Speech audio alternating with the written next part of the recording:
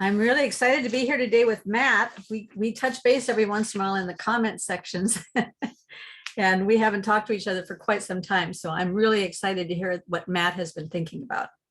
Just Likewise, for purposes of title, we think we're going to call this Kant, Hegel, and parking meters. But I really want to get into Matt's brain and have him tease that apart for me. So you said you've been thinking about German idealism and you want to use some of our past conversations as a way into that. So I wondered if you could just take it away from there. Sure. Thank you, Karen. And thanks for having me back. I've been following your videos, and the second to last one with your guest about the soul of science, which I see over your left shoulder. Yes.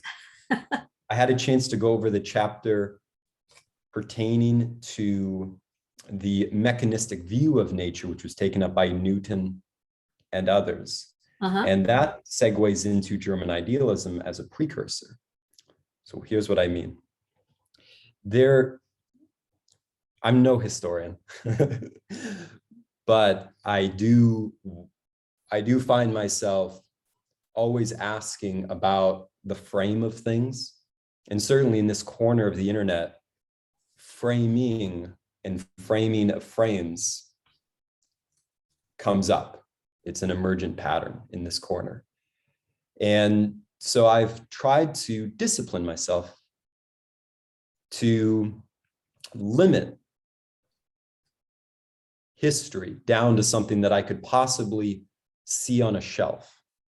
So that literally has meant 4 to 5 books that assert to cover roughly 100 years, 1750 to 1850.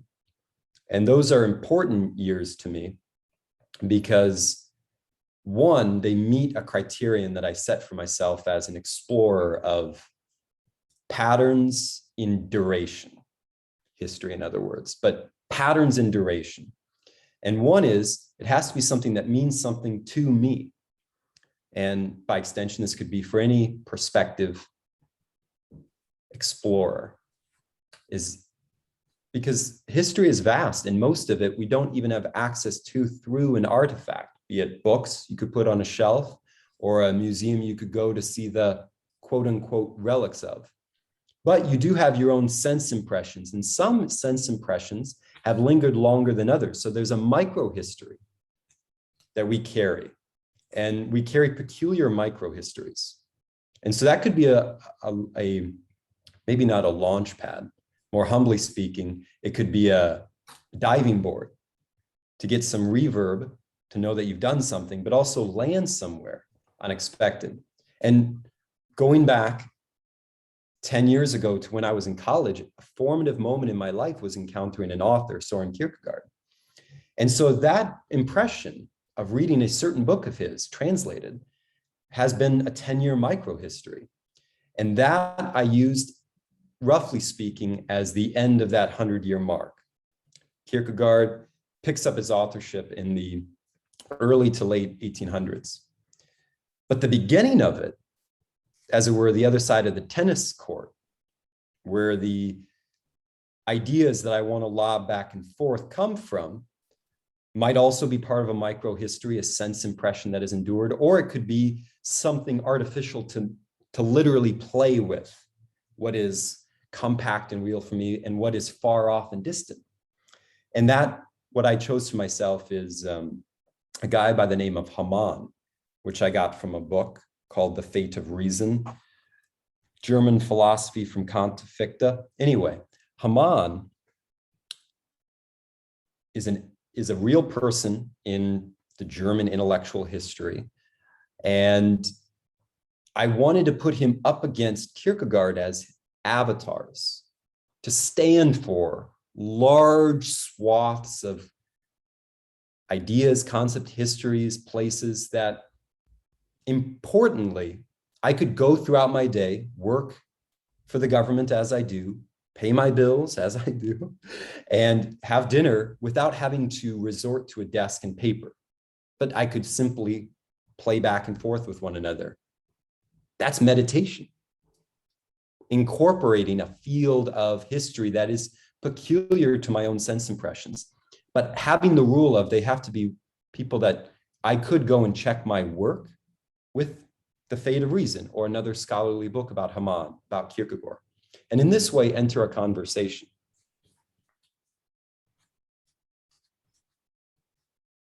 So that's the prelude to what I call German idealism. That's going to be the lens through which you're going to enter German idealism. Now, Exactly. Fichte, where does he,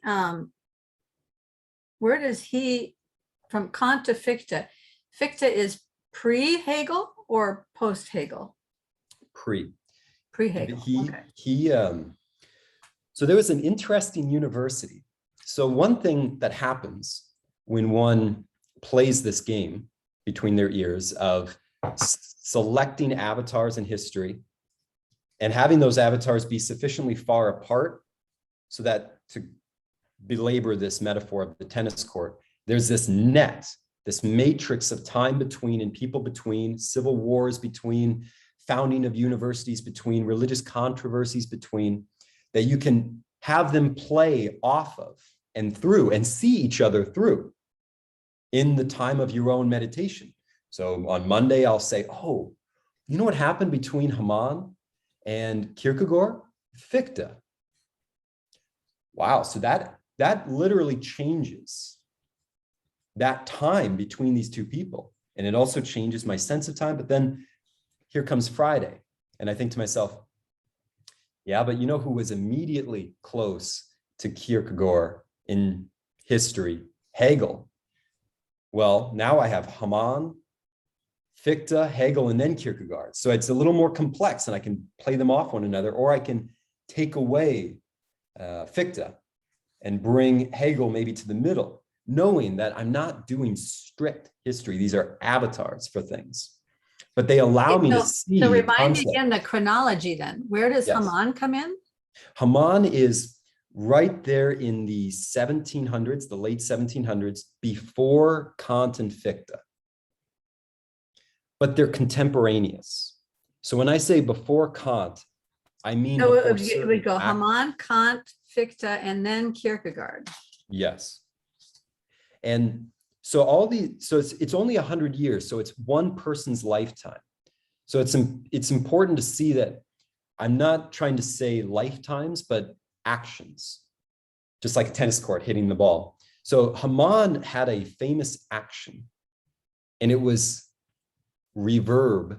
It was a reverberation. So it was an echoed action, I would say, from Luther, who was almost 200 years before. Hamann went to a place because he was a kind of diplomat working for a big capitalist person, and he had to go ingratiate himself on behalf of another person to a person in London, and it didn't work out for him so well, and he ended up in debauched situations and in a small room, and in that small room with no money and some pretty discreditable people of ill repute around him, there he was, afraid to go back to his former employer, couldn't show his face to the person he had come to present a case to. He was stuck in a room with debauched people and a Bible. And so he started to read that Bible alone, which begins to bring to mind exactly what happened to Luther when he went alone up the staircase to his tower, right? And struggled, whatever that means, struggled with the text in Romans about faith and the power of faith and what that does to one's justification. Well, Hamann made a similar move, I would say, even though they were separated by many, many, many years, and their situations could not have been more different. Mm-hmm. Luther was a monk. Hamann was laity.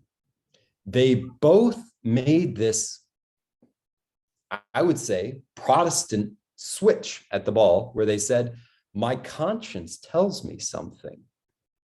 And now I have a choice to stand by my conscience or go with the tide of a big institution, whatever that institution may be. And what I find so interesting is not the fact that they made this dichotomy where they had to choose between what they called their conscience and what they called the tide of the institution that wanted to pull them from their conscience, but how they justified this problem they made for themselves. Luther famously said, right, when he was told to recant all his writings against the Pope, unless I'm given an argument in plain speech to persuade me otherwise, or my conscience persuades me otherwise, I can do no other.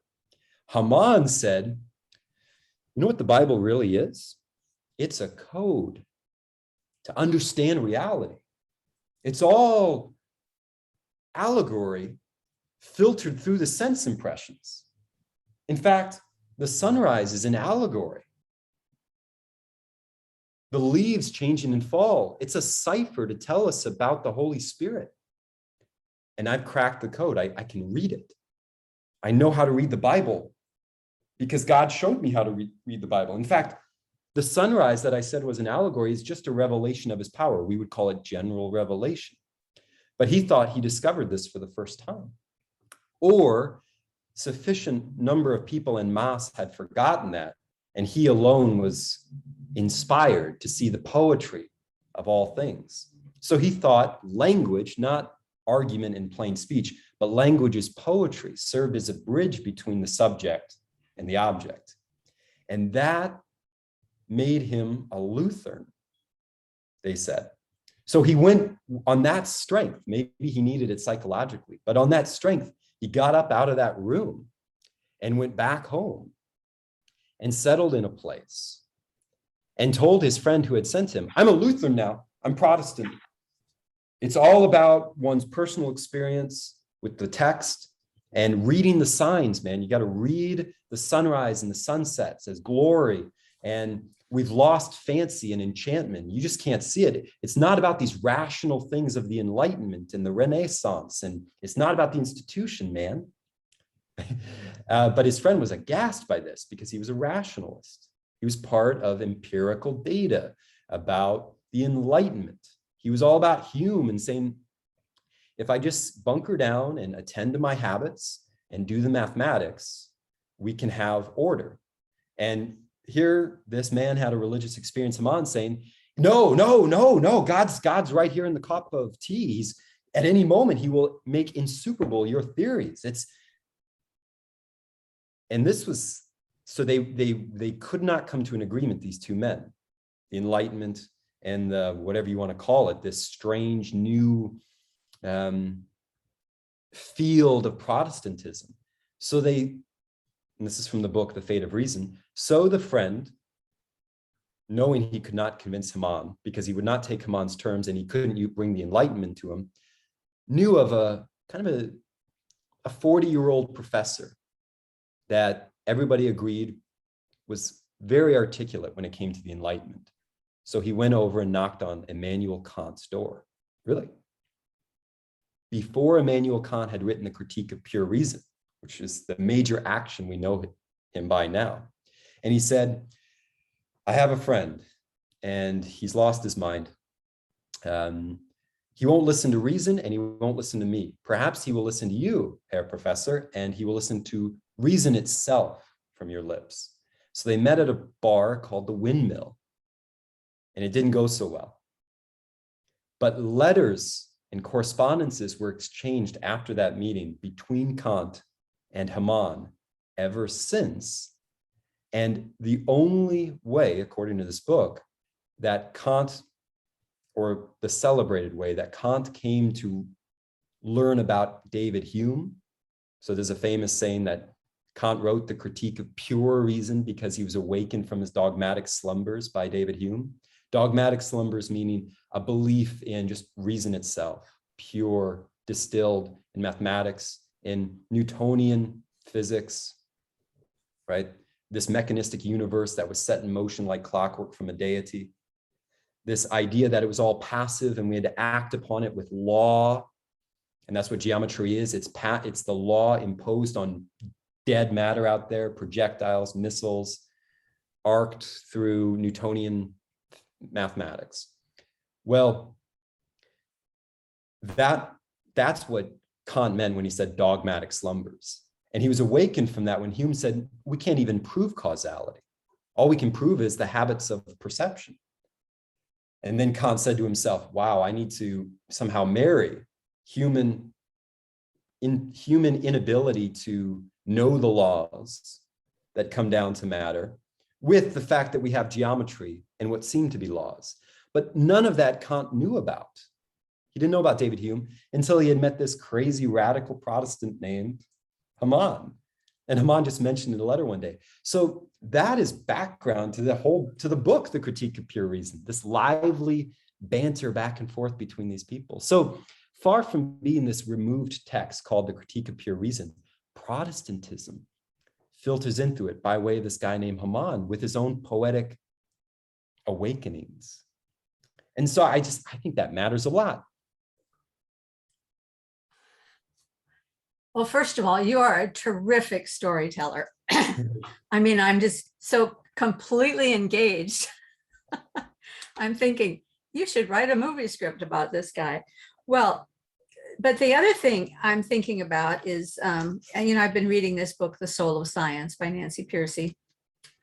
And the picture that you get is of all these scientists and philosophers who are going back and forth between Neo-Platonism and mechanistic viewpoints and the Aristotelian viewpoint, and whether it's vitalism or the spiritual life, or just all these different points of view.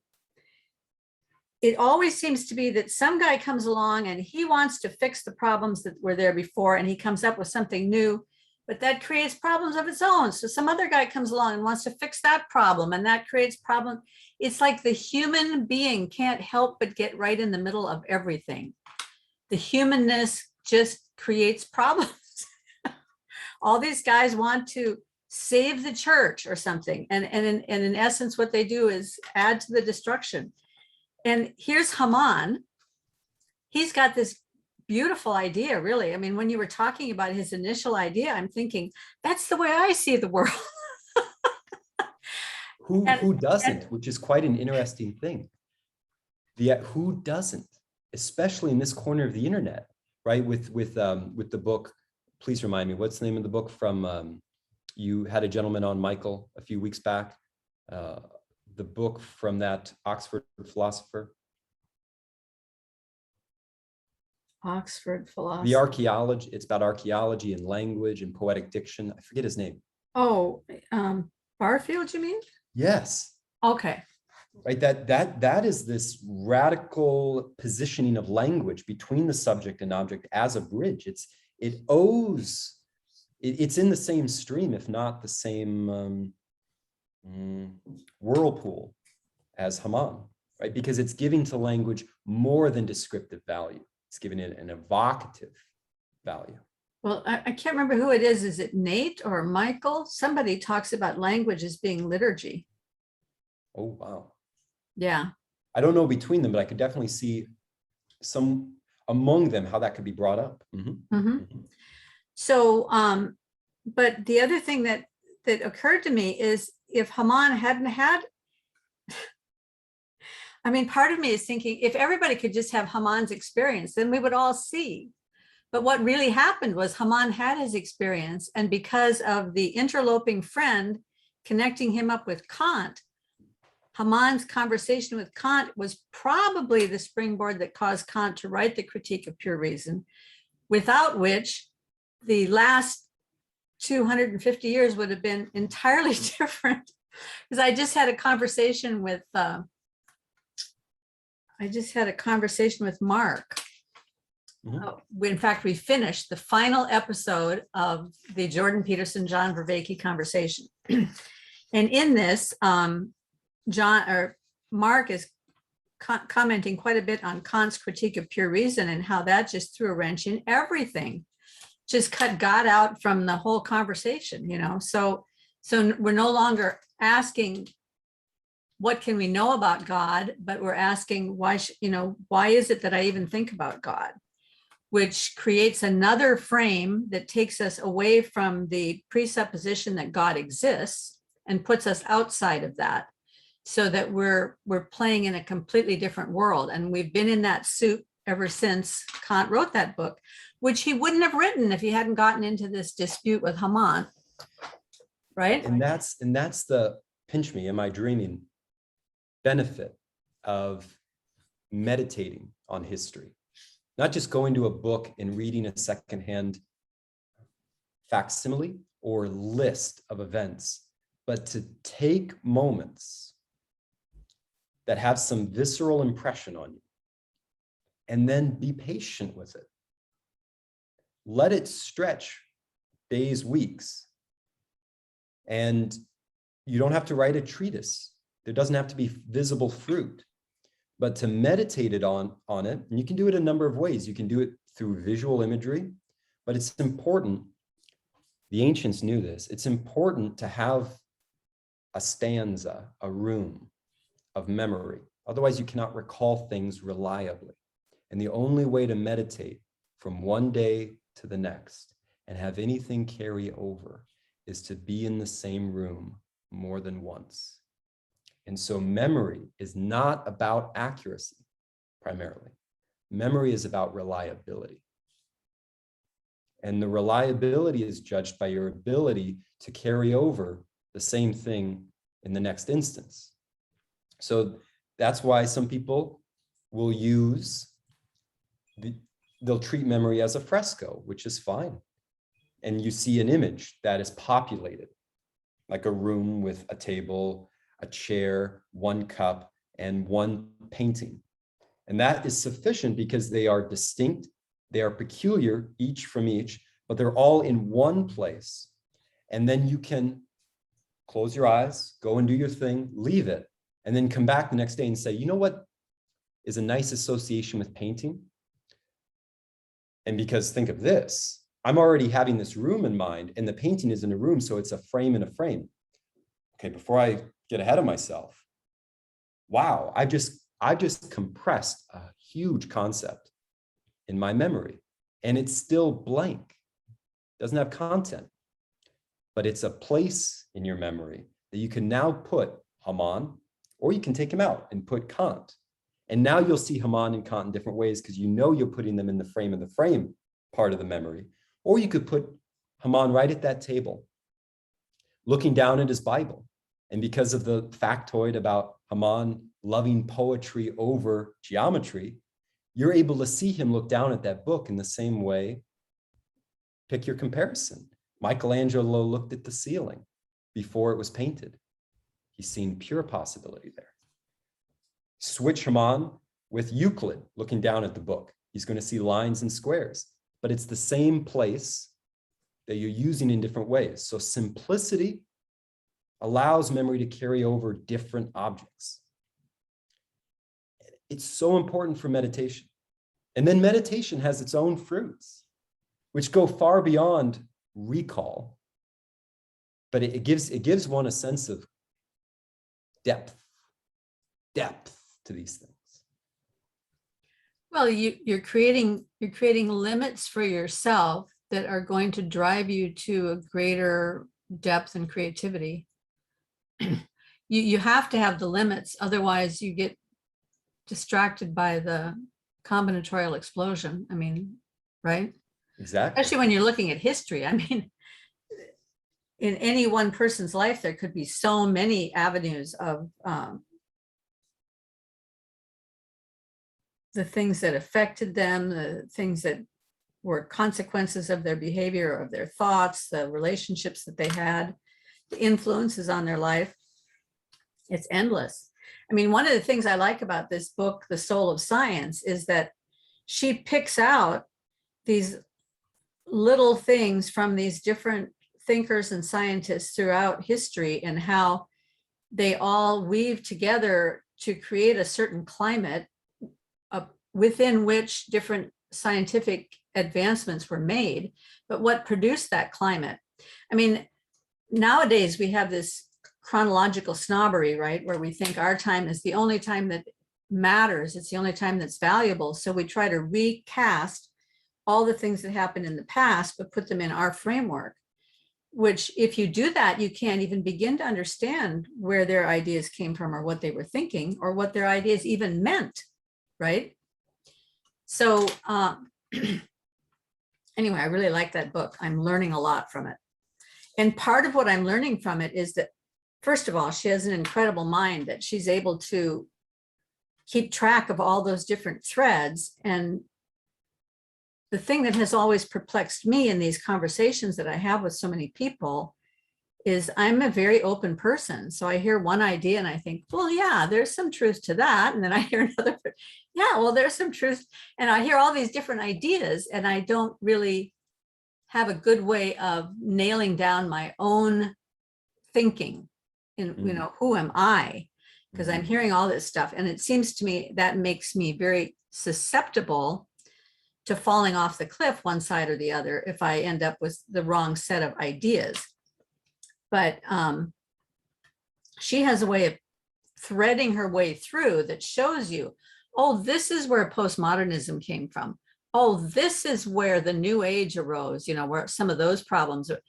This is how we got into the mechanistic mindset. And oh, and then this is how the mechanistic mindset drove us into this other thing, which were the problems with romanticism, you know, and so, yes. Yeah, right. So you begin to see, oh, okay, so this is where things went wrong. And this is what you can learn to avoid. Don't fall in that hole and don't fall in that hole, right? So I likened it the other day in a Twitter comment that it's like going through Yellowstone National Park on the boardwalk and not falling into any of the paint pots on either side because they're boiling vats of lava. And that connects beautifully with what you said and adds to it of the propensity we often find to fix things, both in both senses of the word. Yes. We perceive an error, let us correct course, but also with fixing, there's a making static what was dynamic, nailing it down. Mm-hmm. There it is. It's like taking a butterfly and nailing through its wings to the backdrop and putting bulletproof glass over its many eyes and saying, there is a butterfly. Well, really? Is there a butterfly now? Certainly we have a depiction of a violent grasp of what we are now referring to as a butterfly, but half of that word doesn't seem to apply anymore. So the same thing can happen to our historical heroes. Jesus, for instance. Around the time of German idealism, that's 1750 to 1850, we have a lot of rainfall and hydroplaning of the philosophers.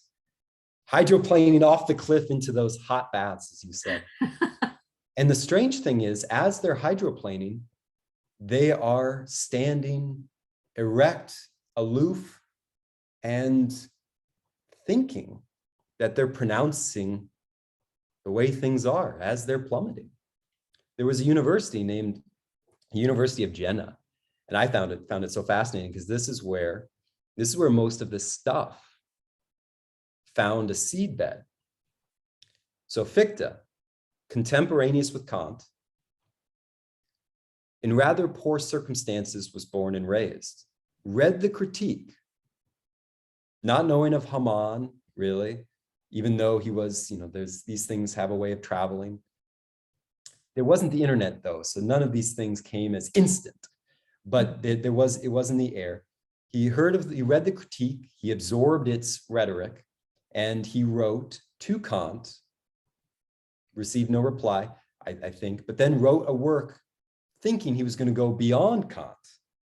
Kant saying, well, on the one hand, we have geometry acting upon dead, dull matter. And on the other hand, we have, give Hamann his credit, we have lively perceptions, which often deceive and delude us.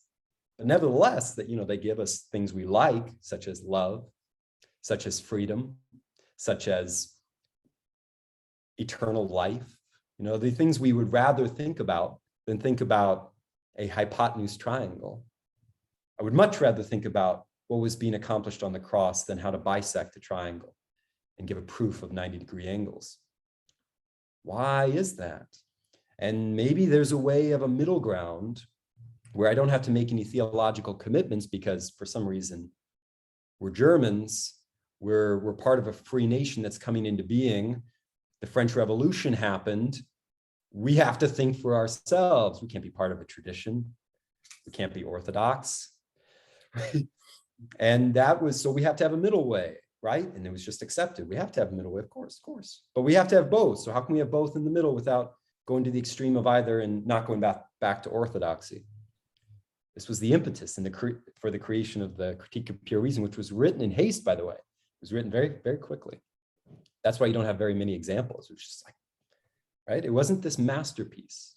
It was written very, very quickly by someone who was aged, right? I think he was somewhere between 40 and 55. It wasn't a 20-some-year-old jumpstart. But then you had this younger man, Fichte, taken by it, wanting to improve on it, really wanting to add his voice to that middle way. So he wrote something called a critique. No, he knew he was young, so he actually didn't start it with that word, a critique. He started with an attempt at a critique of all revelation. Wow. Hubris. And he imitated the voice of the writer of the Critique of Pure Reason, but wanted to say, you know, the right sort of person will understand what Moses saw when it is reported that the bush was burning. There's a certain frame of mind one has to have. And I'm going to give you what that frame's dimensions are. So we can all just come to agreement at the periphery.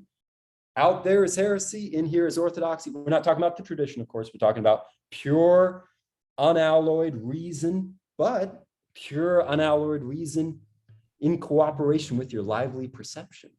That bush is still burning, but it's rationally burning. And don't worry, I went to the bottom of it because this is a critique of all revelation. But I'm going to save myself by saying it's an attempt because I want to get Kant's attention. And he did get Kant's attention. The meeting didn't go so well. But make a long story of his life short, he became the professor at this experimental jumpstart university called Jena. J-E-N-N-A? Or? Yeah, Oh. Jena, where he was tasked with giving lectures on the popular philosophy, one word in German. So Kant, he's up there on his tower writing the Critique of Pure Reason. We have in the air the whole Enlightenment milieu. We have this problem of the lively perceptions and geometrical demonstrations. And people are getting a little more tolerant of this older writer way before 1750 called Spinoza, this pantheist who thought geometry, lively perceptions, it's all one because it's all God. God's all of it. And there is no moment in time. It's all eternal. Again, if only we had the right sort of frame of mind to see. People thought this is crazy. This is a-religious because it sounded like perennialism. No religion can capture this in a box because it's everything. And so they put him to the side. And let's just be rational. But then people were saying you can't just be rational because you'll argue yourself into atheism. Those were people before Hamann. Hamann said, no, I can bridge that because all creation is a cipher. It's a riddle to be understood with our lively perceptions. So again, he thought he was bringing Spinoza into a better light. Kant does his critique. Again, all this stuff, people are saying, let me hit the ball. Fichte becomes the professor at the University of Jena, which is an experimental institution. It's kind of like a cross between a Vo-Tech school and Harvard. It's neither one. And not everyone's paying attention to it, so they can kind of do their own thing experimentally. They don't have to make priests for the state church. Mm-hmm. But they also don't have to make engineers because there weren't engineers really back then in the way we understand now. They certainly didn't have to make computer programmers or data scientists. So they turned out philosophers who would more or less be mouthpieces for the sort of Spinozism that the princes wanted to hear and to represent them well in their courts. So it was a strange sort of ideological battlefield, Jenna, because these people were going to the high courts and they were functionaries there. And much in today's Ivy League parlance, where the university you came from mattered, but also the princes were the ones who set up the universities to churn out the sort of person who could be brought back to his court. So it was a strange circle, involuted, messy, with theological undertones and philosophical undertones. And you get this upstart, Fichte, there in a position of power, churning out these disciples who were not disciples. So it was very messy. And he talked about the famous distinction between nature as the not I and then the I.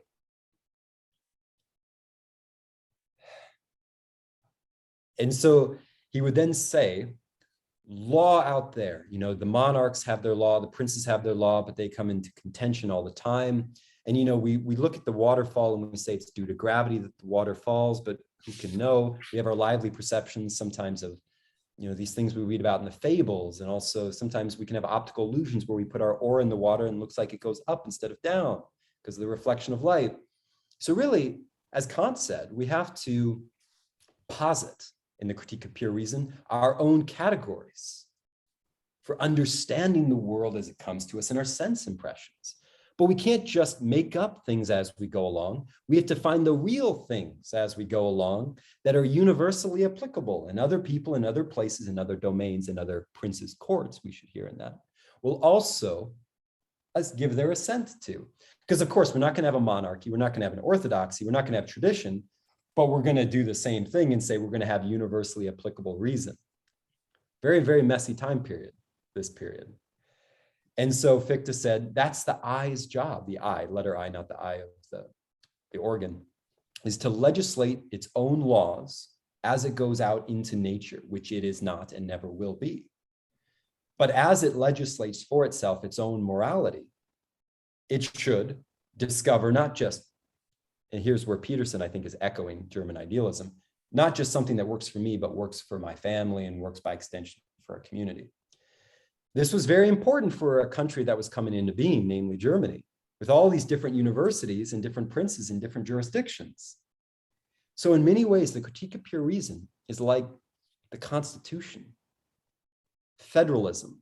We have all these different states and they have their own laws, but they need to be under a bigger law. That was happening over there in Europe too, just with different words and different preoccupations, because unlike America, for so many centuries, religion and the crown were with one another eclipsed. And so much of German idealism, as I read it, between Hamann and Kierkegaard, is a tug of war. Let's have a little more religion in our law. No, let's have a little more law in our religion. Back and forth. And so in many ways, in conclusion, when these philosophers argue with one another, it's almost like a stand-in for the energies of the time, what people want to see emphasized. Do they want individualistic, pietistic, absolute relation to God? Well, in that case, they're probably going to sit at the desk and think about Hamann and say, well, it's all poetry because it's God speaking to me right now, sola scriptura. But if they're like, oh, but you know what, that leads to a lot of cults because everybody's got their guru and we kind of need some regulation. It'd be nice to have orthodoxy again, but we're not going to go back to orthodoxy. We're not going to go to the early church. We're gonna lean into that rationalism. Okay, so all of that is prefaced to say, in this time period, the search for the historical Jesus was written.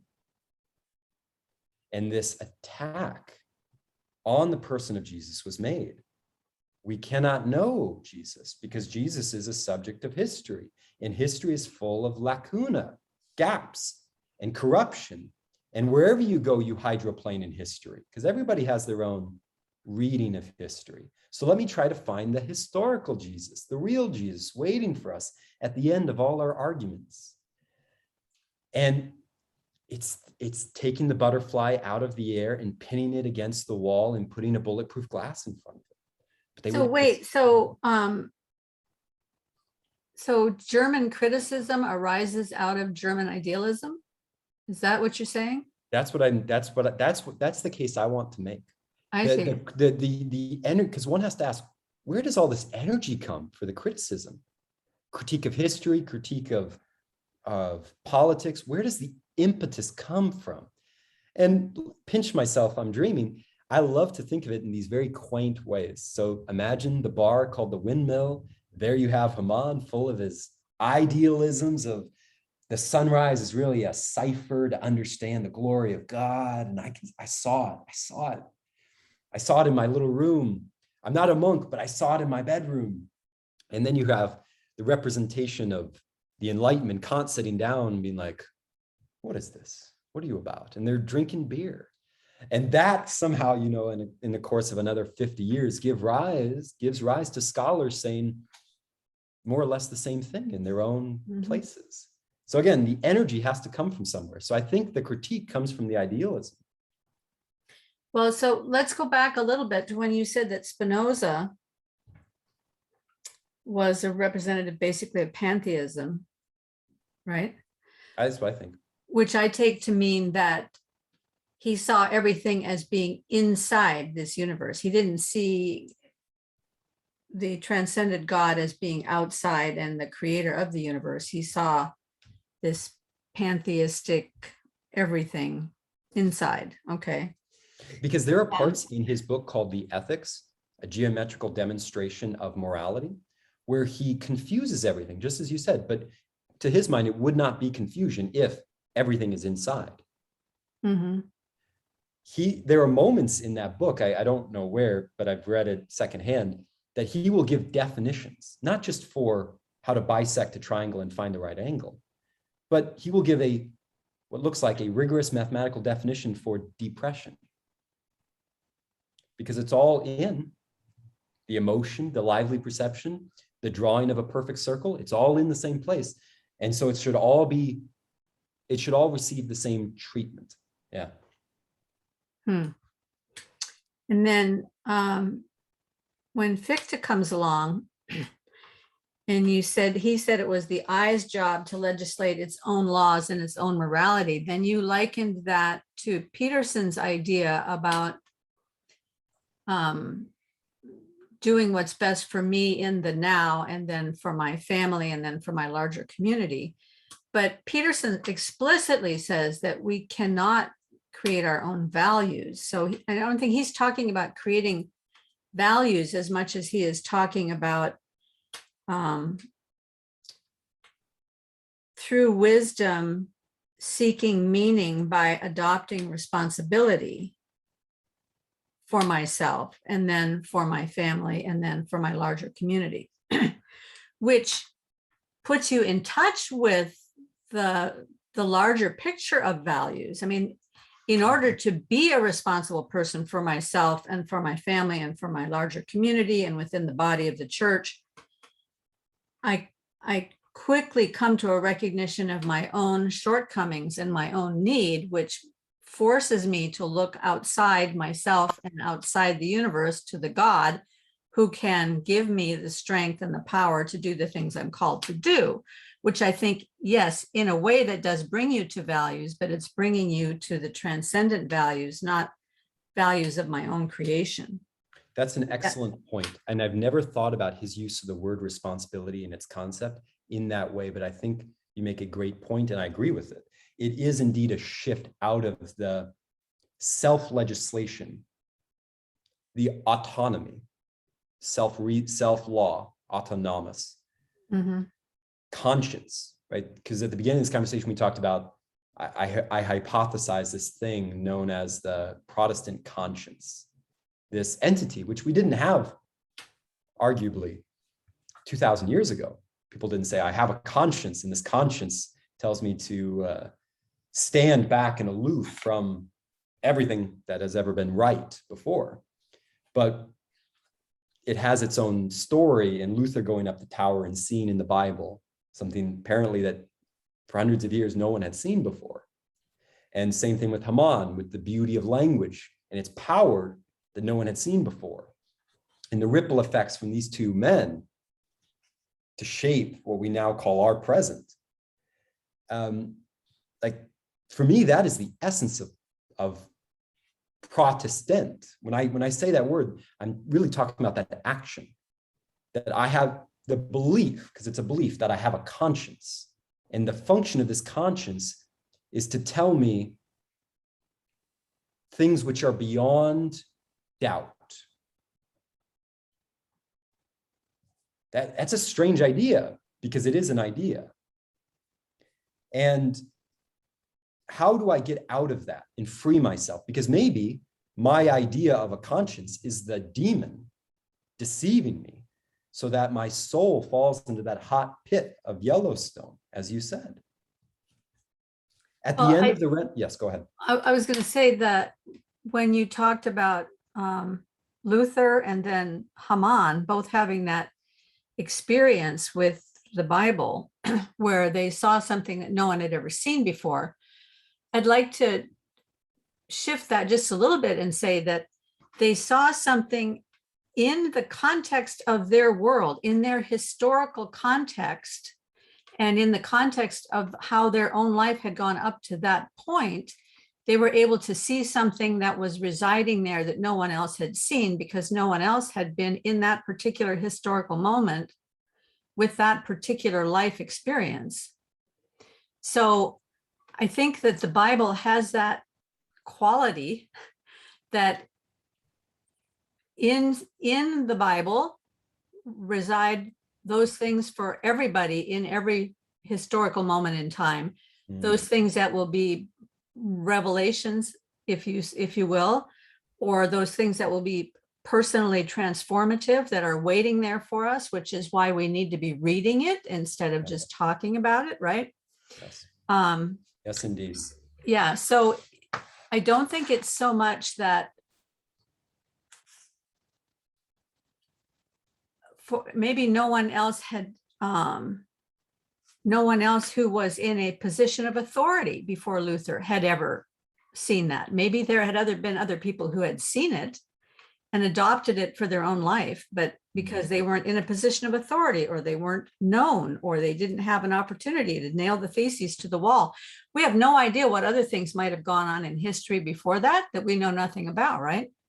And with Hamann, how many other people had that vision, that transcendent vision of the beauty of a tree and all the meanings of all the parts of a tree and how that all fits together, or of the glory of the sunrise and how that works with they weren't thinking the language that connects the subject and the object, but they were thinking, this is what connects me to the world and to God. So throughout history, there probably were countless people who had that experience. But Hamann took the time. Actually, he probably didn't even mean to, but he's just having a conversation with this other guy. Who won't leave him alone, the interloper, right? The interloper is the one who says, I'm going to change your mind. Yes. I'm going to bring Kant in to change your mind. Yeah, and if that hadn't happened, he probably would have happily gone on his way, maybe telling a few people about his great experience, but that would have been it, right? So it's very interesting. I like what you did, because you amplified where I was going in a different direction, but includes that direction, the other direction as well. So I really like what you did. And to rephrase it, because it strikes me as profound how you said it. Let me use this comparison. And then I'm going to ask a question behind it, because it seems to beg a question. So here we go. First thing, though, I'm going to do before I do that is say, again, I think we're providing proofs together of why it is important to treat history not as something in a room out there collecting dust that we can occasionally go and reprise and remind ourselves of. It's not something clickable that then refreshes in its sterling precision. It's meant to be absorbed. And meditation is that. Meditating day and night on things that are real, things that have enduring patterns, and allowing us, giving ourselves the time to see how that pattern, in the context, as you pointed out, of our own lives, collects things and lets other things go without itself dissolving. Psalm 1, we are the tree, and we yield our fruit in its season. Time is promised. Time is given. The energy, that's the mystery. How we always produce fruit in our seasons, it's a mystery. Obviously, it's from God, but these specifics are intelligently left out because, as you said, our individual stories are peculiar. And why shouldn't we approach history that way and give these precursors the benefit of the doubt? So I like what you said. Now, to go to what I had said I was going to do, the example I would give to what you had said about it's not that they were claiming there was something in the text that no one had seen before, but rather what they were seeing at that moment in the text was illuminating something that was going on in their lives. And what was going on in their lives was unique because no one else was their person, even though other people had read the same text.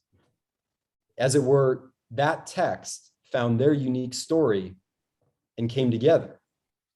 The Bible didn't then become unique, but because it interfaced with something unique, the interpretation will necessarily differ. However, that reminds me of, in biblical studies, what's the word?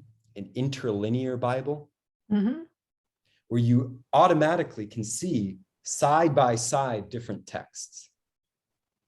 And the point is not for the text to cancel each other out, left and right. See, it all means nothing. See, it's all full of contradictions, cancels itself out, it's all zero. But also it doesn't mean, see, this one's better than that one. It's more than the other thing, so it should be subordinate to. Rather, it allows you to see the fresco, allows you to meditate, allows you to see, okay, there's a desk in the room as well as a painting, a frame, and different people will go at this in different ways. They'll say there are different genres in the Bible, and that affects the words that are in them. So when you're comparing these two different words in interlinear, you might be comparing an epic or a more romantic Song of Songs passage, but you can see how when they interface, there's something greater and also underneath them. So too, these historical personages are interlinear to the text.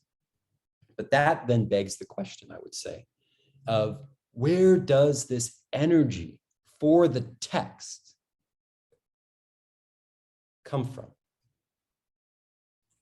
When you say that's also energy, the question of German idealism, is where do the ideas come from and what gives those ideas their liveliness? Where does the energy of Scripture come from? Go ahead. Okay, so you clarified for me. That's what I wanted to know what you meant by when you said, where does the energy of the text? You mean that which fills us and illuminates our minds when we read it, that which activates all of our experiences and memories and our historical place in the world and everything. It gets activated by this energy of the word. Is that what you all mean? of that? Yes. And then another way I would say it next to it is, what do we think we're doing when we participate in the reading? Yeah. Right? Yeah. But all of what you said is the supplement to that, and what I said is the supplement to what you said. It's the same thing. We're asking, I believe we're on the same page. I believe we're asking the same question. So yes, but that's a different question. And I think now we can get outside the keyhole of German idealism, 1750 to 1850. That's a keyhole with one end, 1750, to the other end, 1850. And we put number of keys through it. But now when we ask the question of what do we think we're doing when we participate in the reading, I think that forces us to go outside of German idealism, because they didn't, by and large, the people I cited, to my knowledge, I'm not exhaustive, but for the sake of argument, I will say The avatars, as I see them and as I'm using them, they didn't want to go behind the text. They didn't want to go behind geometry. They didn't want to seek the source of the energies outside creation. They were content with going to the limit of Spinoza. It's all in. So if I were to ask Kant, well, what about the energies of the text? What about the energies of our lively perceptions? What about the energies of Newtonian geometrical demonstrations? What motivated all this? He'd say, there must be room for faith, Matthew. There must be room for faith. That's outside of all this, of course. It's in your inner heart. It's unspeakable. That seems to me to be a premature admission of defeat. And it's outside German idealism, I would say. It's outside the concern. So I think we need to go. So when you say a premature admission of defeat, are you speaking about when they fell into the trap of looking at God as being the God of the gaps, the one who could fill in the parts that science hadn't yet discovered? Is that what you're talking about? That's exactly what I meant to say. Yes. And that is using God as a tool, because then God's just the vending machine. Well, I'd really rather be doing my theoretic, no, let me put it this way. I would really rather be doing, and I'm going to use the word you brought out earlier, my Neo-Platonic thing, whatever that Neo-Platonic thing happens to be. Maybe my Neo-Platonic thing is I want to believe that the meeting of two minds is more than a discussion. It's actually the meeting of both ends of the universe. It sounds good. I want to believe that. Who wouldn't want to believe that? It seems to reconcile all opposites. I'm making it funny, but really. So I'm going to posit the one to come in to my finite limitations and play with it, make stuff out of it. And just somehow that's it. Okay, now I need some rhetoric, some language, and I need to grasp for some things. Maybe I'm very, very, very, very refined and I use quantum dynamics to say what I want to say. Or I use something else. I use all of Robert Frost's poetry to make my case. Whatever, it doesn't matter because it can't be proven. All that matters is I just seem to close the gap. And whatever at the moment closes the gap or seems to, and by general opinion of those around me, yeah, it's pretty persuasive. It's pretty powerful. That was really well said. That's God. Or it serves the function of God right now for us. I would say it's diabolical, right? Because it's very dangerous to do that because you're just pressing, I want Pepsi today. I want Coke today. And it comes out. It's using God as a tool. And it's why it's really the dangerous thing of accepting the evolutionary theory in biology or whatever, because it allows one to be Neo-Platonic with whatever their thing happens to be. Because then they can put whatever they want to be in a spectrum that's infinite. And they can just, if given time, they can say, well, that was the precursor to what I want to be. And it just, through some indeterminate forms, comes to it. Someone would say to me, Matt, that's exactly what you were talking about 20 minutes ago with German idealism, how you were using these figures. I grant you that. And that's why I don't think at the end of the day, we can rest on thoughts and ideas. Because that's Neoplatonism. That's the temptation of just making our ideas the thing that stitches the gap in what we call functionally God. But it's diabolical. It's to use God rather than to submit to God, right? It's to say, no, I get to say what God does, which makes me above God. That's Satan. We may not think it that way. We may not feel it that way, but what else is it?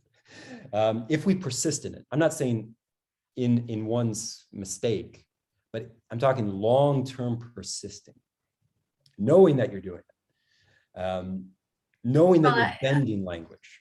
I was having this conversation with Mark just before you and I started talking, and we were discussing, primarily discussing Kant and Heidegger. But I was saying that through my reading of this book, The Soul of Science, and then just seeing how all these different ideas are being used to stitch the world back together, but they're actually driving it farther apart, or they're being used to rescue the church, but they're actually destroying the church, or they're being used to rescue science. Nowadays, actually, those things are crashing and burning as well. The things that are being said to rescue science are actually making science unusable. All of it comes out of this long-term battle that's been going on for thousands of years between Aristotle and Plato. Yes. It's like they just bounce back and forth like a bouncy house. Yes. Which says to me, we don't have any new ideas because we always go back to those ideas. But it also says to me that there must be something profoundly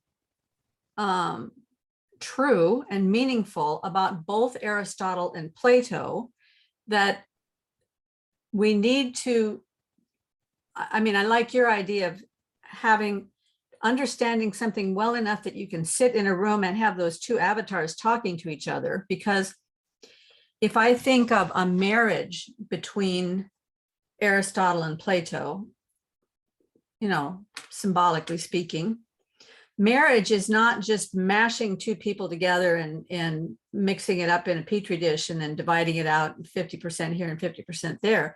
Marriage is the two 100% contending with each other, nurturing each other, bringing out the best in each other, battling each other, struggling with each other, until what arises out of that is something new and higher, right? Something higher comes out of that.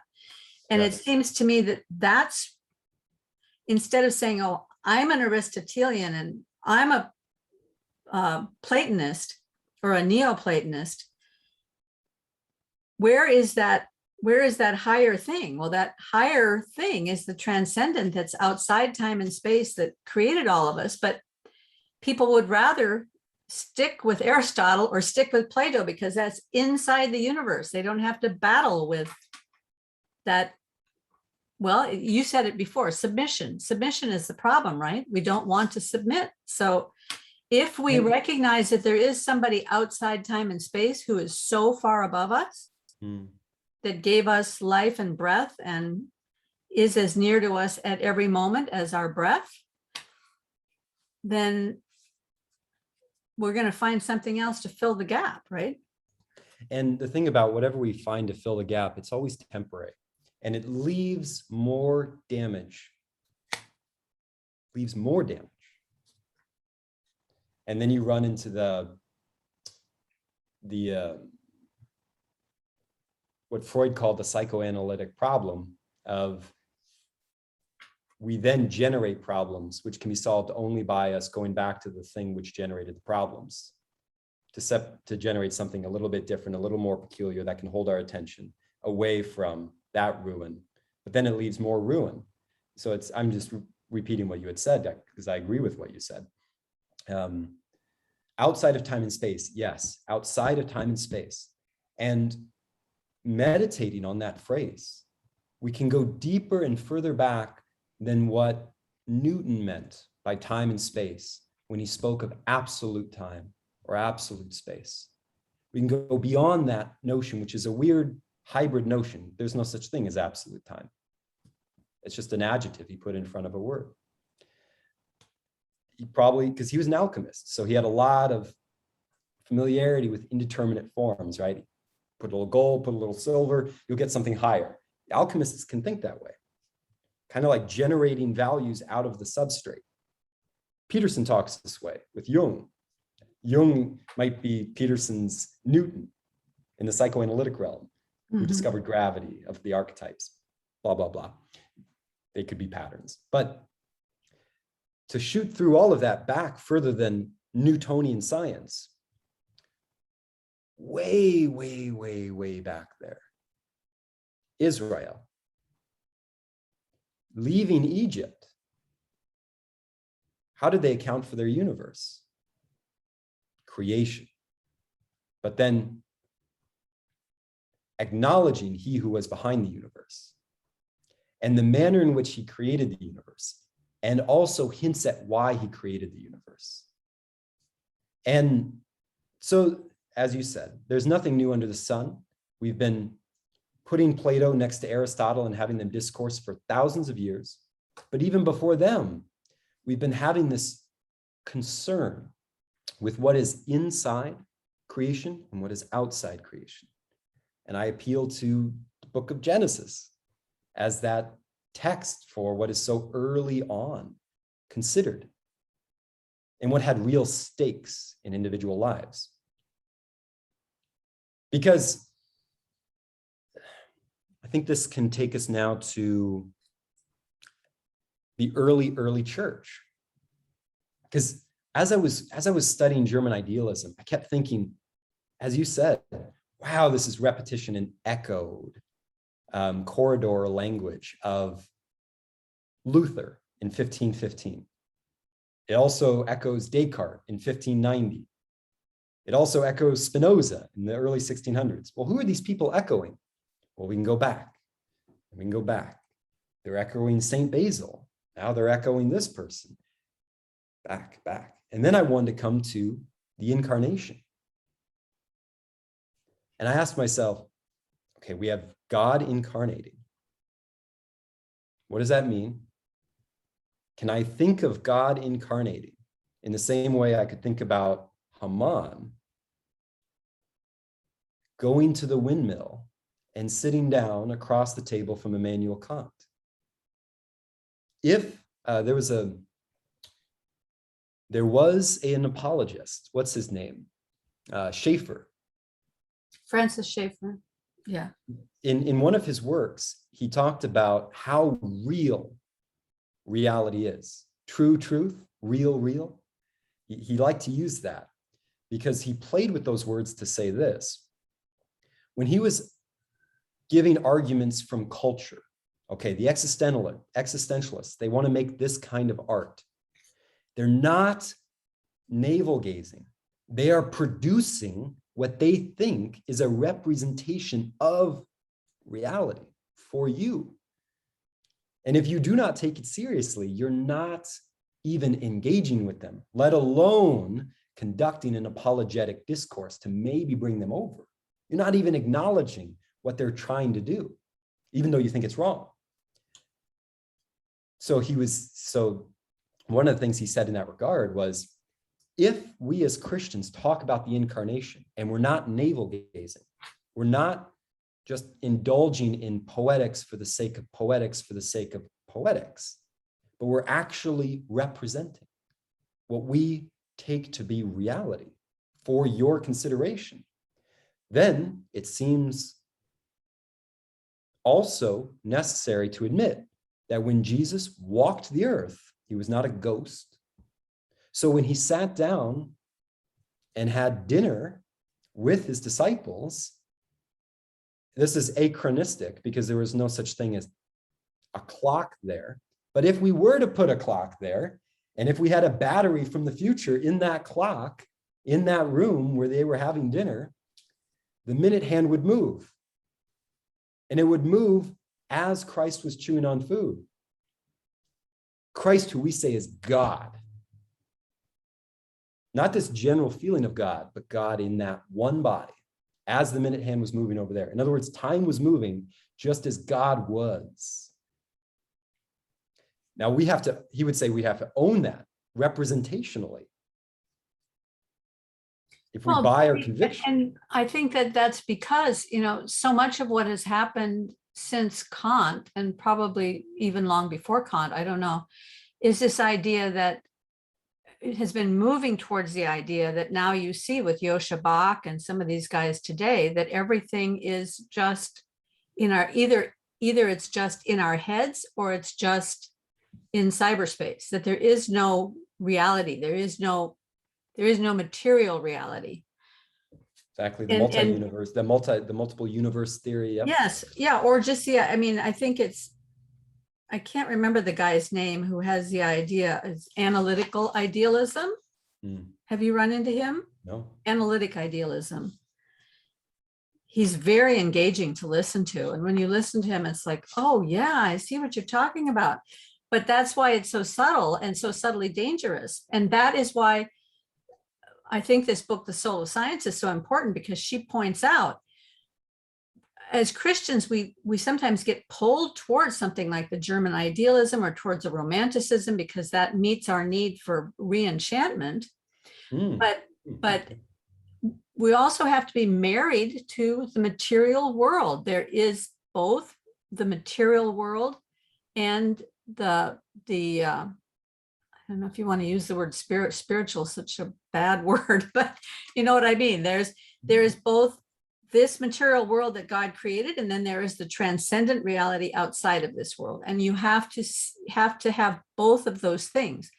We are embodied for a reason. God gave us bodies for a reason, because it's through our bodies acting in space and acting in time that we learn. We wouldn't be able to learn if it was just all up in our heads. Yes. I mean, I find myself getting all up in my head when I'm having these conversations, and I can go off and watch lots of videos and take notes and read books and get ready for the next conversation, and I'm all up in my head. But there's no life there. It's when I go and make the bed or clean the toilet or fix dinner or have a conversation with my husband or play a game with my granddaughter. That's when, if you will, that's when we defrag. Yeah. Right? Everything comes back. Oh, and here's I yes. told this story in the last video too, but I just have to tell it again because I want you to hear it. Mm-hmm. There was this great, I follow a blogger named Ann Althouse, and I read her blog every day because it's always so interesting. She picks up stuff from all over the internet and just talks about it. And one of the things she talked about today was an obituary that she had read of a jazz player who was a fairly well-known jazz player. When he was in his late 20s, he had started to experience a lot of physical problems and finally got it diagnosed that he had a very serious brain tumor that had wrapped itself around parts of his brain. And when they removed the tumor, he had complete amnesia. He had no recollection of any part of his life, you know, nothing. So it's like starting with a completely blank slate. He could see these two people standing in front of him. He had no idea who they were. He didn't even know what people were. I mean, completely blank slate. But they were his parents, and they loved him, and they reminded him of all the things that had happened during his life. They showed him pictures of his childhood. They played tapes for him of himself playing the jazz guitar, all of these things. And he says it wasn't easy by any means, but I was able to relearn all of those things. And as I was doing it, it was as though little bits of ephemeral memories were coming back to me from different places in my body and regathering so that I could again become who I was. And I eventually taught myself to replay the jazz guitar. He went on to have a long career as a jazz guitarist. And he just died at the age of 77. But that made me think about how our memories are not just in our brains. Our memories are in our bodies. Everything about us has this beautiful redundancy built in, right? If you have a long time ago, I had a blood, a vein or an artery or something. What are they? An artery. I had, what do they call that? When you have this artery in your leg that looks really ugly. And I had it frozen so that it would die and be removed, so it wouldn't be sticking out of my leg anymore. And the body builds new pathways for the blood to go through.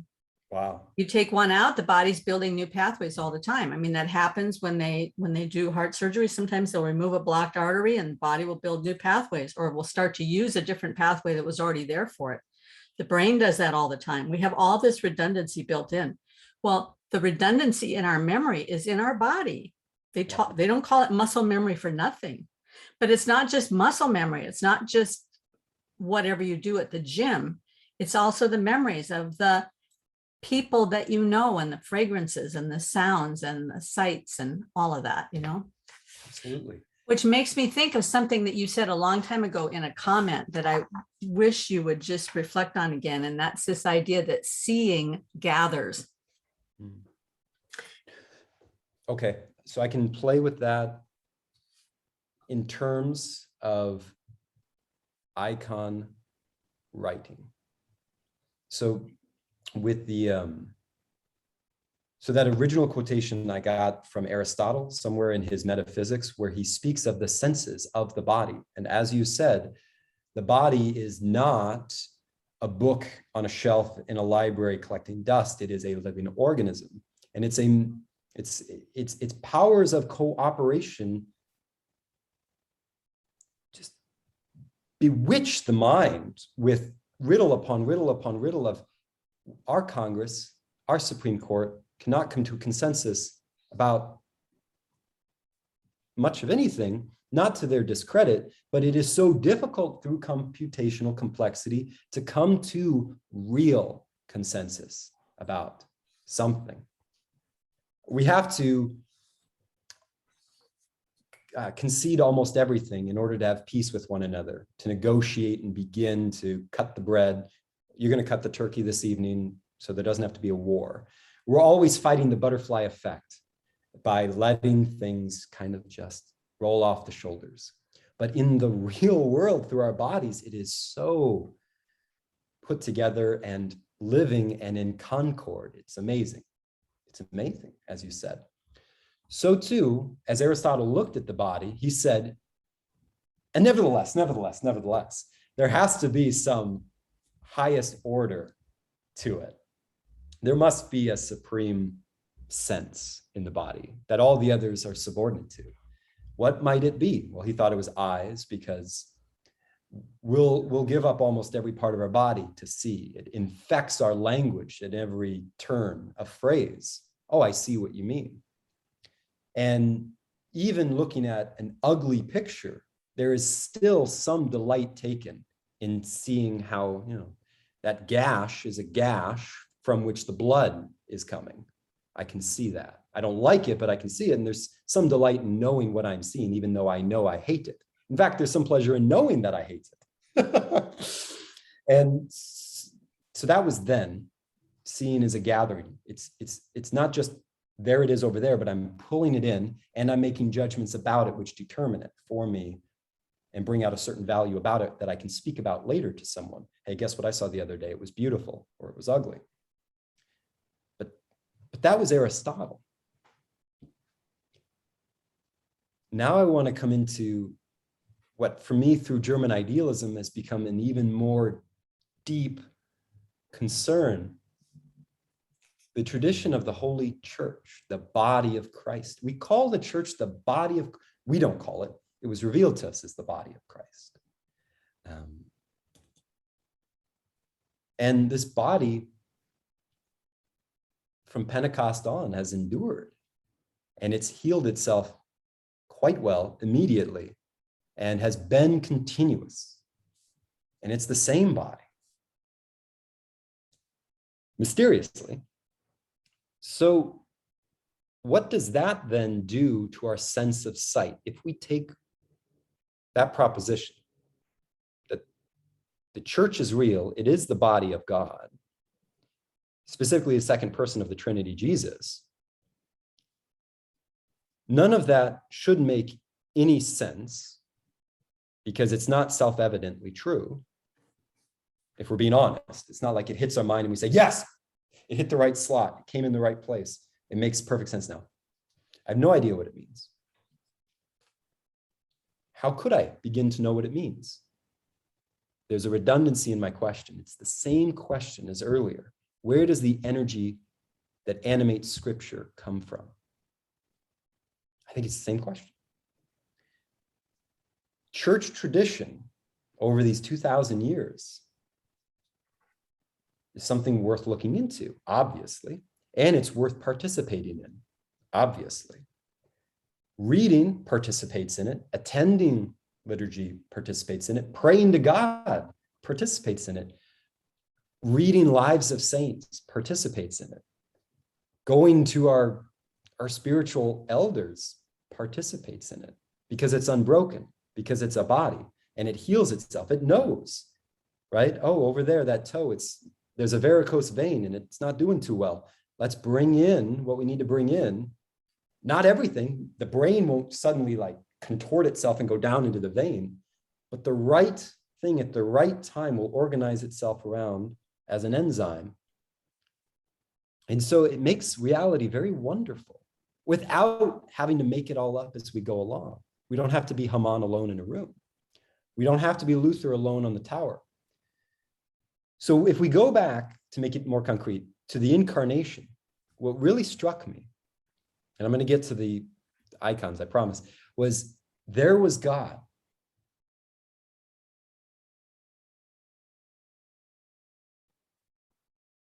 Before Abraham was, I am, Jesus said. Mm-hmm. Immediately, their reflex reaction was their body told them, pick up a rock and stone him. So we can't always trust our body. We can't always, we don't, there's a lot we don't know. And when Jesus said new wine, new wineskins, old wine, old wineskins, it makes a certain level of sense, but there were so many levels to what he said. And so, okay, can't possibly know what that means, especially since he said he was going to die and then be resurrected. And the interesting thing is, when he was resurrected, we were not there when he opened the stone. And then church happened. And then eventually the church became legalized. The Edict of Milan at 311, very important time from Constantine. Persecution started to slow down. But now we have a different problem. We have, well, there's the state, I'll say the state, they wouldn't have said the state, but there's this human power out there. The Caesar, the bishop, the other magistrates, etc. There's that world out there of law and order. And before there was, our house churches, our house liturgies, our Eucharists in house. Now it's legal to be a Christian. What does that even mean? It's legal to be a Christian. Did that change something? And so people were saying, well, now it's really a big deal what we have our governors say about the incarnation. And other bishops and other places are saying, well, that wasn't really God down there. That couldn't have been God. God's beyond the universe. It was a ghost. They were Gnostic. It's kind of like if you were to touch him, your hand would go through him. Maybe it would touch a little thing that's hard, but mostly it would go through him. And so we read in places in the Gospels that were prepared by our fathers, our Christians who went before us, saying it's good that our children and great-grandchildren know this story, because it's not navel gazing. We're not making it up. It's really important that they know this, because no matter where they are, no matter how peculiar their situation is, they will interface with this question. Was that one single individual who walked on ground also someone who walked on water as God? And in both cases, he was fully God. That will be brought to their mind, and they will have to make a decision. And they will have to redecide and redecide and redecide.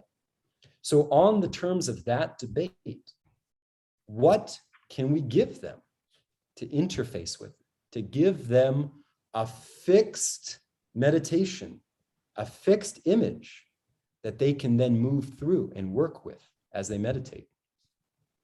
This allows us to see the Bible as a very, very orchestrated, strategic text. Like everything there is there to combat the things that will pull us into, as you said, either hot bath of Yellowstone. When Jesus comes to his disciples after the resurrection, and there he is, our wonderful, bless his soul, he's further along than I'll ever be, doubting Thomas. I will not believe unless I see him. Look, touch my side, touch my hands. A ghost would not have these scars. Still don't believe? Do you have something to eat? So redundant, belaboring the point that he's not a ghost. That's one of the reasons why that's there, Mhm. is for our interfacing to keep us free of that particular heresy. But when it was fresh, they had to come together and say something about it. So that was the first ecumenical council. So people talk about the ecumenical councils of the church. They were synodal, they were gathering together, and they made pronouncements of dogma. And that first one told us a lot about the incarnation. So that when I first say, well, God was in a human body, one human body. Okay, Matt, that's what you said. What does the church say? The church says he was one person, one hypostasis, with two natures, divine and human. And that's something to be meditated on for the rest of our lives, because it will protect us and it will guide us towards proper understanding of things like prayer, things like participation in church, participation in Bible reading. If Hamann would have had the first ecumenical council in front of his eyes, he might have redistributed his values, because that's what it's there for. It's there to give us space to, as you said, heal. All our notions have to be healed, but it's not really about the ideas. The ideas are there to focus attention and heal us, but we are not our ideas, because we're persons. Mhm. So that's the last thing I'll say. One of the things that ecumenical council achieved, and one of the things God teaches us in the incarnation, is we are not our ideas. Mhm. They come and go. And if we hold on to one, it's just going to hurt all the more when it comes time for it to slip through. Mhm. And then one can ask, well, shouldn't that make us very depressed that we're not our ideas of grandeur? We're not ideas of ultimate reconciliation. We're not ideas of beauty. Shouldn't that make us sad? No. You think it'll make you sad because that's another idea. Well, how do I free myself of these ideas? It's probably impossible. But the mistake we would make in thinking that we are identical to our ideas is the same mistake we would make in our Christology when we think that God, who became man, took on flesh, either lost his divinity or lost the humanity that he took. So it's much better to learn about Christ and what the church reveals about Christ, and then let that pervade the way we see ourselves, than to do the opposite, which I think is German idealism. To start with, okay, what can I discover about myself? And from there, okay, I'll apply it to the theological concepts. Mhm. It's poison. And it doesn't damn us, because I do it all the time to myself. But God is very patient, and if we ask for forgiveness, and if we just take deep breaths, we can get beyond it. But it is so important to know that Jesus, the person of the second person of the Trinity, existed long before he took flesh.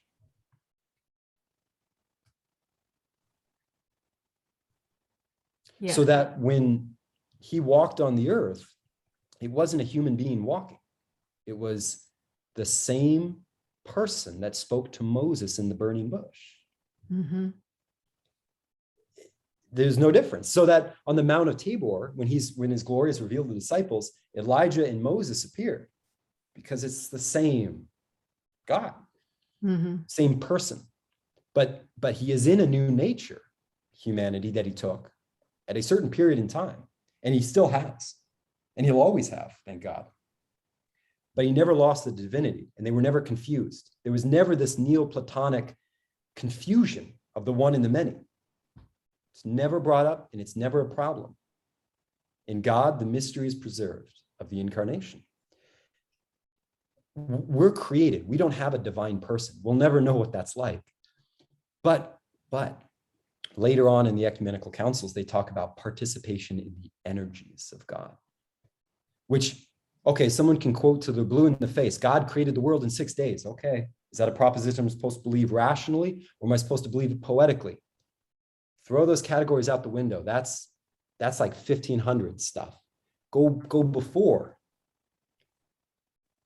If you see the 6-day creation as the energy of God working, making, You see that you're in the making.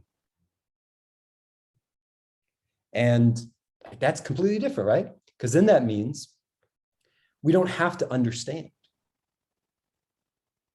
It'd be like saying,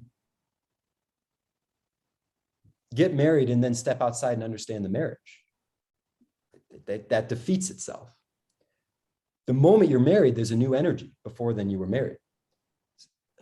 When God created the world, something new came into being, and we're in that being, and we can't get outside that being. When we pray, we're communicating with God through the energy of creation to the uncreated. And who knows how to do that? That's why we have to look to the church fathers who tell us about it in lives of the saints and see their struggle, because it is a struggle. Because just as we struggle to lose bad ideas, we have to struggle to lose bad habits. And it gives a real salt to the idea of repentance, because it's not like we're just arbitrarily saying, here's the good, whatever's not that is bad, so let me move towards that good until someone comes along and gives me a better idea for the good. And then we feel like we're always changing our story. Instead, it's like we're always repenting out towards God and towards God. But I'm starting to not make sense anymore. Well, I was wondering, as you're talking, I was thinking back to your comment that you made just before you started talking, that you were going to explore the written icon.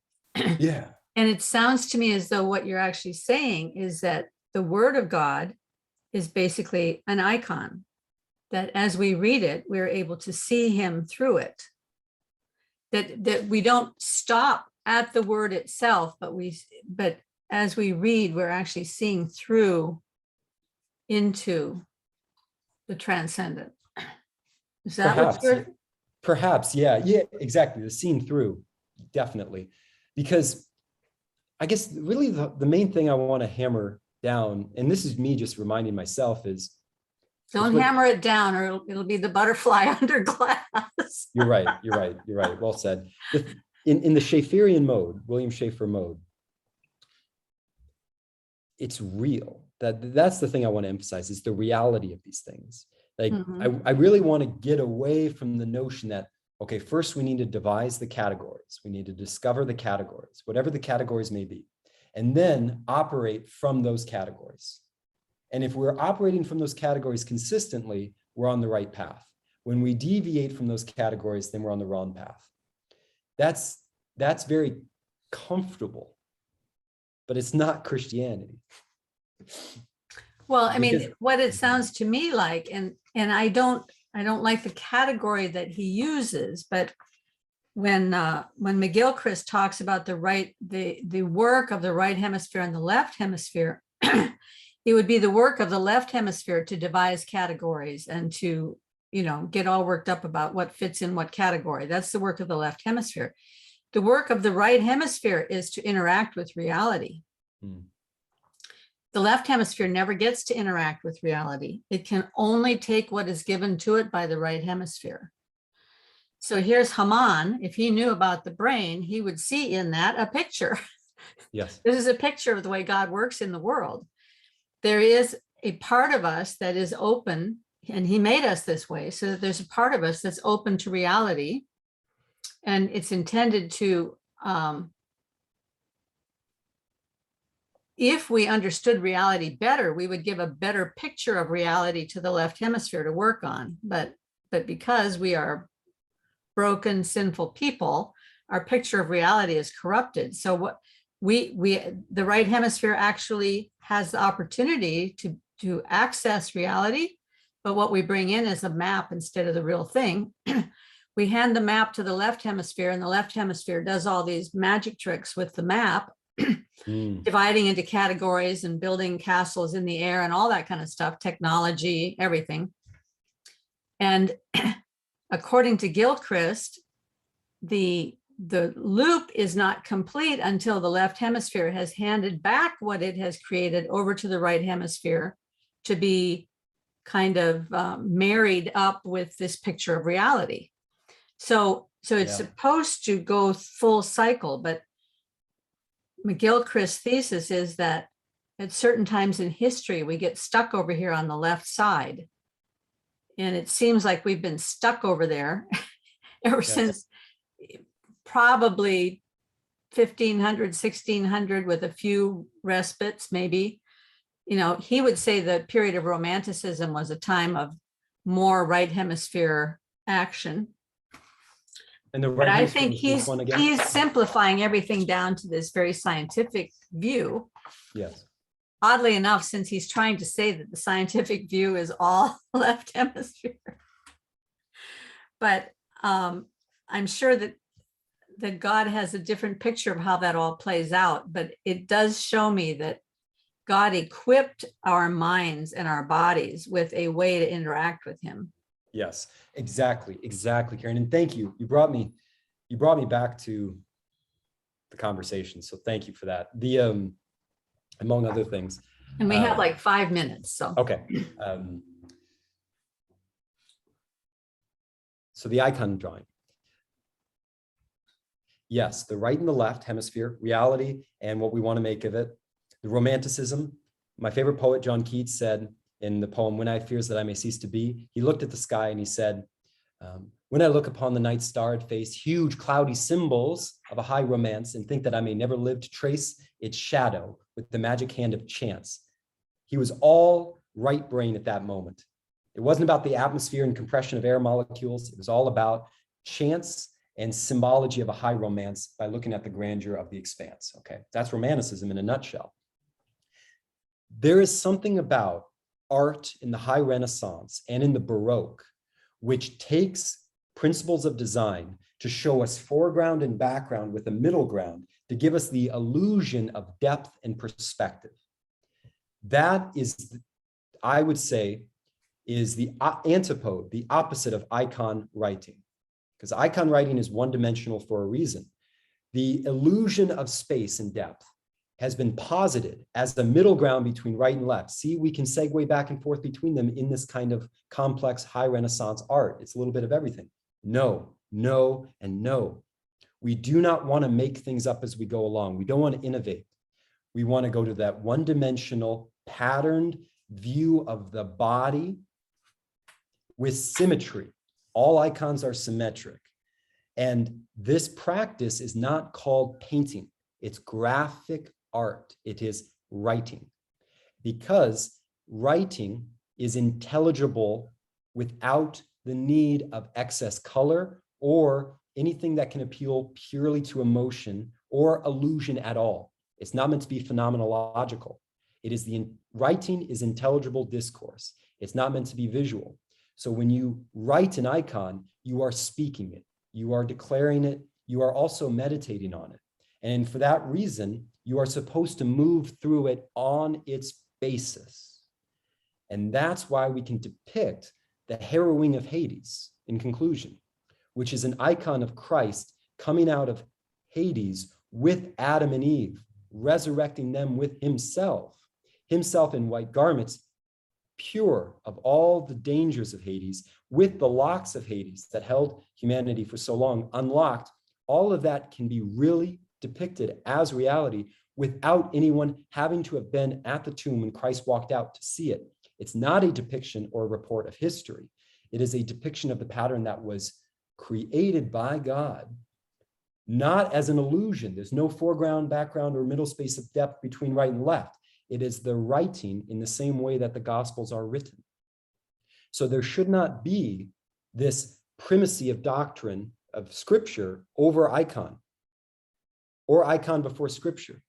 They are the church's compass. They are the church's in the custodial of the church. They belong to the church equally. The icon writing and the Scripture writing. They are not meant to be in opposition, and they are not outside the church. They cannot even be understood outside the church. Whereas a Renaissance painting can be understood outside of the church. You see it all the time in secular museums because it's all about the illusion of depth, which is a technical skill that is being demonstrated before your eyes, not a living tradition of its source in history. Sorry. I can't wait for you to hear. much. I can't wait for you to hear the conversation I just had with Mark, because at the very end of the conversation, I was talking to him about how the bringing of the background and the foreground into the same plane allows you to see the patterns. You can't see the patterns when there's an illusion of depth.